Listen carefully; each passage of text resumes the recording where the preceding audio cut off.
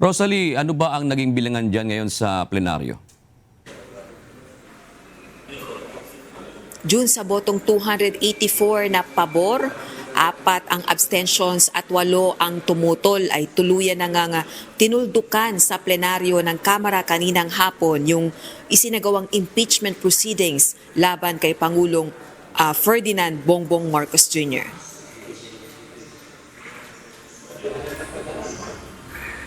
Ito ay matapos pagtibayin sa plenaryo ng Kamara ang rekomendasyon ng House Committee on Justice na dismissal sa impeachment complaints na inendorso ni Pusong Pinoy Party List Representative Jet Nisay at makabayan lawmakers na sina ACT Teachers Party List Representative Antonio Tino, Gabriela Party List Representative Sara Elago at Kabataan Party List Rene Co laban kay PBBM. Dahil ito sa kakulangan ng substance o batayan sa aligasyon ng impeachable offense laban sa presidente. Pakinggan natin ang pahayag ng House Committee on Justice Chairperson, Batangas 2nd District Representative Jervy Luistro.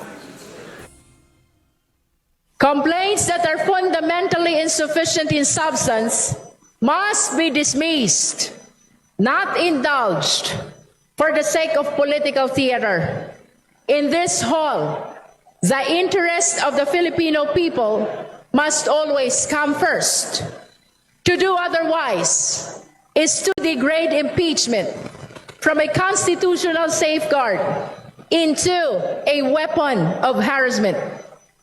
While our rules state that substance is met by a recital of facts and jurisdictional requirements, wag nating kalimutan, impeachment is a sui generis proceeding. It is a class of its own. Bago naman ang botohan, nagpahayag ng suporta sa pamamagitan ng manifestation ang mga kinatawan ng political parties dito sa House of Representatives sa desisyon ng House Justice Panel. Gayun din ang mga tumututol sa dismissal, partikular na sa ikalawang impeachment complaint na inendorso ng makabayan lawmakers. Meron ba ritong titindig para malantad ang buong katotohanan ng flood control? Meron ba ritong handang panagutin si Pangulong Ferdinand Bongbong Marcos? Ano man ang mangyari, patayin man ang impeachment ngayong hapon, lalabas at lalabas ang katotohanan. Mananagot ang Pangulo sa taong bayan. Sa kasong ito, the Justice Committee exercised sound judgment.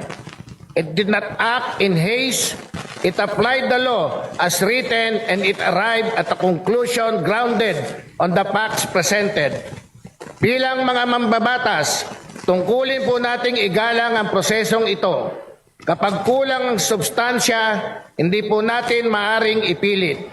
That is how we protect the credibility of impeachment as a constitutional remedy. Kung walang tinatago, walang dapat ikatakot. Haharapin mo ang mga tanong, hindi ka magtatago sa teknikalidad.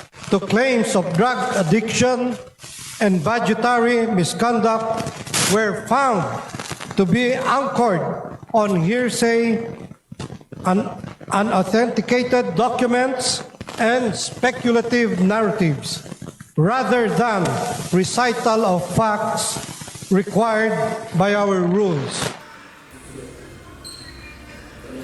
Samantala, ang Duterte bloc ng mga kongresista na binubuo ni Davao City Representatives Paulo at Omar Duterte, Isidro Ungab, gayon din ni PPP Party List Representative Harold Duterte, tumangging makibahagi sa proseso ng botohan kaugnay ng dismissal ng impeachment complaints laban kay PBBM. Anila, hindi kaya ng kanilang konsensyang sumali sa isang prosesong hindi nagpapakita ng tapat na pagkamit sa katotohanan at pananagutan.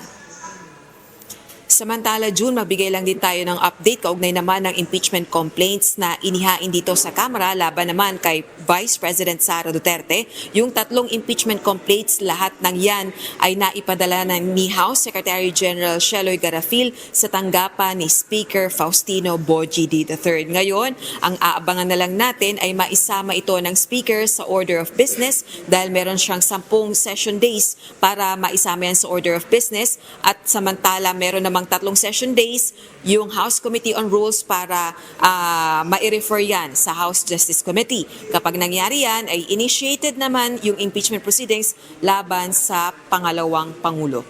Balik sa iyo, June. Tama no, Rosalie. Yung 10 session days, babalikan lang natin yung ruling ng Korte Suprema. Equivalent yun saan? Calendar days, June. Ngayon, yung calendar days na yun, syempre, 3 araw lang naman sa isang linggo may sesyon ang Kamara. Yan ay Lunes, Martes at Miyerkules. So, 3 calendar days, 3 session days.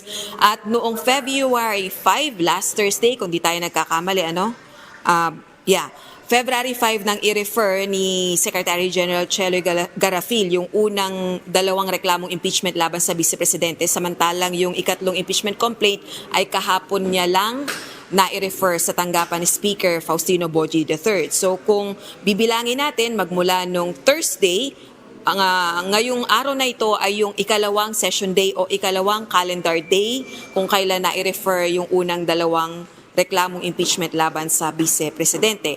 At nakalimutan ko palang banggitin sa inyo kanina, no?